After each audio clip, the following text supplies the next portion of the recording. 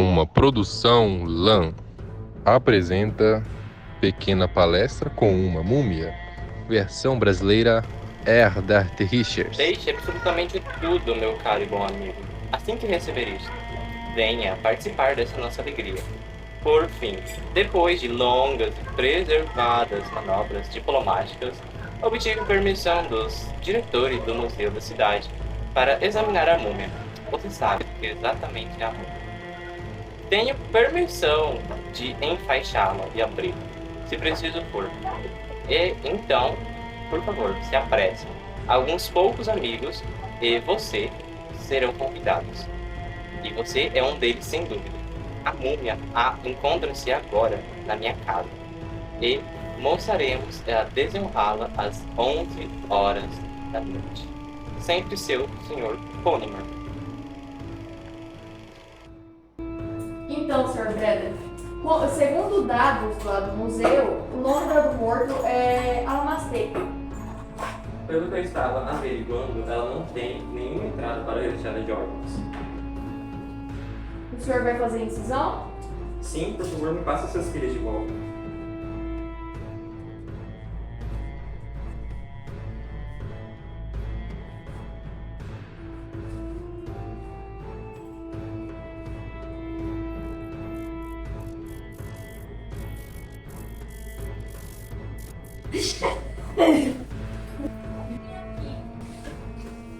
Voltem.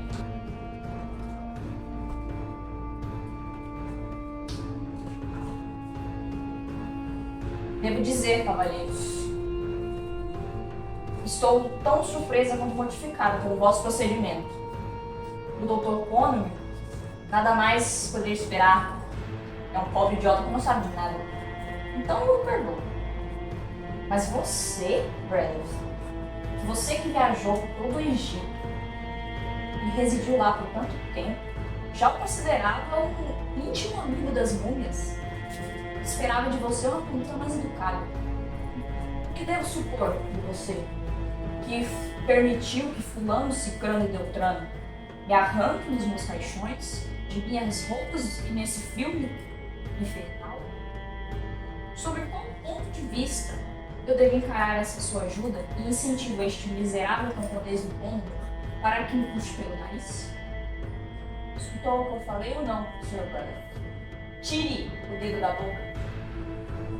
Eu pensei que a senhora já estava morta faz tempo. Ora, tem um pouco mais de 700 anos.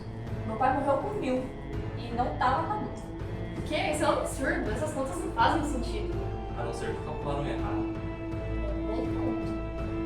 Mas minha observação não se refere a quantos anos você tinha quando morreu, e sim a quanto tempo você ficou empacotado no asfalto. Em quê? No asfalto. Ah, sim. Tenho uma ideia do que quer dizer. Sem dúvida, isso poderia dar resultado, mas no meu tempo, raramente se aplicava outra coisa que não fosse bicloreto de mercúrio. O tema de particular é a dificuldade de entender como que explicar que você foi enterrado, sido morto e enterrado há 5.000 anos atrás e está aqui, Vivinha da Silva, e completamente bem, magnificamente bem. Tivesse eu estado morta, como o senhor disse, mais provável que o senhor da morte estivesse. Percebo que os senhores ainda permanecem na infância do galvanismo, incapazes de realizar com ele o que era comum entre nós antigamente. Mas o fato é que caí em estado cataléptico e meus melhores amigos julgaram que estivesse morto, ou deveria estar. E assim embalsamaram. Suponho que os senhores conheçam o princípio mestre do processo de embalsamento. Ora, e como tenho boa fortuna de ser do sangue escaravelho, fui embalsamada viva, como os senhores veem agora. O sangue do escaravelho? Sim, o escaravelho, o insígnio ou as armas de uma distintíssima e pouco numerosa família pátrica. Ser do sangue escaravelho era tão somente ser um dos membros daquela família, do que o escaravelho é um insígnio, fala figuramente. Mas afinal, o que isso tem a ver com o fato da senhora estar viva? Ora, é de costume generalizado no Egito, antes de balsamar o cadáver, extrair as tripas e os miolos. Só a raça do escaravelho não se conformava com esse costume. Então, se eu não fosse um escaravelho, estaria sem tripas e nem miolos. E sem ambos é inconveniente viver. Percebo e presumo que as múmias que têm chegado às nossas mãos também sejam da raça escaravelha. Sem dúvida alguma. Eu pensava que o escaravelho era um dos deuses egípcios. Um dos egípcios que Deuses! Sr. Potter, estou realmente atônita por ouvir falar dessa forma. Nenhuma nação sobre a face da Terra jamais reconheceu mais de um deus. Escaravelho, Ibis, etc. eram para nós os símbolos ou média, os quais prestávamos cultos ao Criador. Bem, no meu tempo, a maioria dos homens viviam até uns 800 anos. Morrer antes dos 600 era muito raro, a não ser que acontecesse algo muito extraordinário que acabasse com suas vidas. Mas depois da descoberta do princípio do embalsamento, muitos dos nossos cientistas e filósofos ficaram curiosos com essa nova possibilidade e trabalharam em se embalsamar por 500 ou 600 anos para ver o que acontecia, sabe? Eles escreviam livros por praticamente sua vida toda e se embalsamavam. E quando retornavam, descobriram que suas histórias, seus vidas estavam distorcidos e não passavam de contos. Então, eles os reescreviam novamente. Mas já perfeitamente claro que 5.000 anos desde que a senhora foi sepultada, tendo como certo que vossos registros naquele período, se não suas tradições, eram suficientemente explícitos a respeito daquele tópico de interesse universal que é a criação, que teve como lugar, conforme presumo, seja de seu conhecimento, apenas cerca de 10 séculos antes. Confesso que as ideias que o senhor sugeriu são extremamente novas para mim. No meu tempo, jamais conheci alguém que cogitasse fantasia tão singular como essa de que o universo tivesse alguma vez um começo. Lembro de ter ouvido uma única vez algo remotamente simulado por um homem de muito saber a respeito da origem da raça humana. Bom, mas a longa duração da vida humana, assim como a senhora explicou, não deveria ter uma certa prestação. Presumo por isso que atribuíram a marcada inferioridade dos antigos egípcios em todos os ramos da ciência, quando comparemos aos nossos modernos e mais especificamente aos yamas, inteiramente a solidez mais considerável do crânio egípcio. Confesso novamente que encontro dificuldade de compreender. Por exemplo, a que ramos da ciência se fala alude o senhor? A todos. Afinal, o seu povo era capaz de calcular eclipses? Sim. E aliás, está frio aqui. Com licença.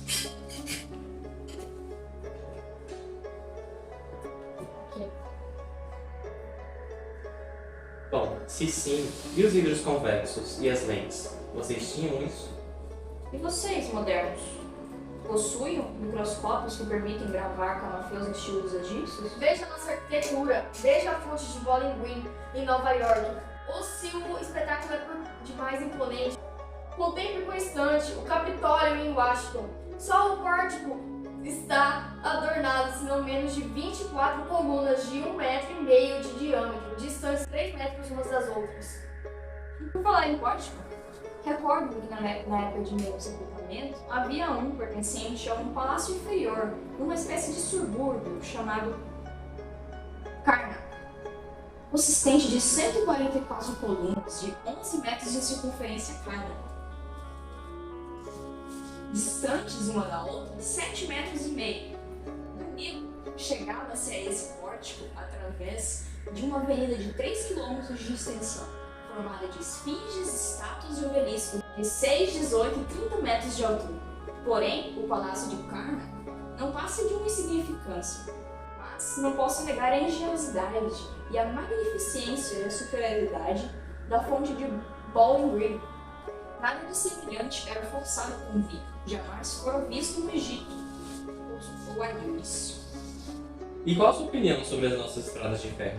Pode continuar. E o nosso aço? Seu aço poderia executar o duro trabalho de esculpir os obeliscos que foram feitos utilizando somente instrumentos cortantes de cobre? Bem, os egípcios não conheciam o vapor. Diga com toda a franqueza, se os egípcios haviam compreendido em alguma época a fabricação quer das minhas pastilhas ou das pastilhas de Brotherf. A múmia fica vermelha e abaixa a cabeça em derrota. Bradef a cumprimenta formalmente e vai embora.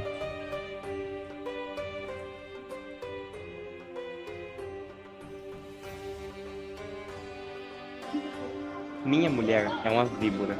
A verdade é que estou absolutamente farto desta vida e do século XIX em geral. Estou convencido de que tudo vai mal. Além disso, anseio por saber quem será o presidente em 2045. Portanto, tão logo, irei à casa de Ponomer. Faze-me embalsamar por alguns 200 anos.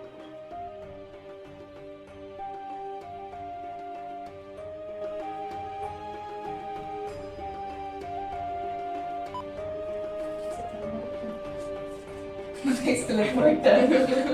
Dando um teleporte. Veja a fonte de bola em Washington. Bowling Washington. Bowling Green em Nova York. Aí o capital é em Washington. Bowling Washington. Eu espero não Para de rir. Do morto, Zorbeiro, é a Namastê. Bom, pelo que eu estava vendo na web, eu virei. Bom, pelo que eu na web tava com a boca aberta assim. Correndo. Veja a fonte de bola em Web.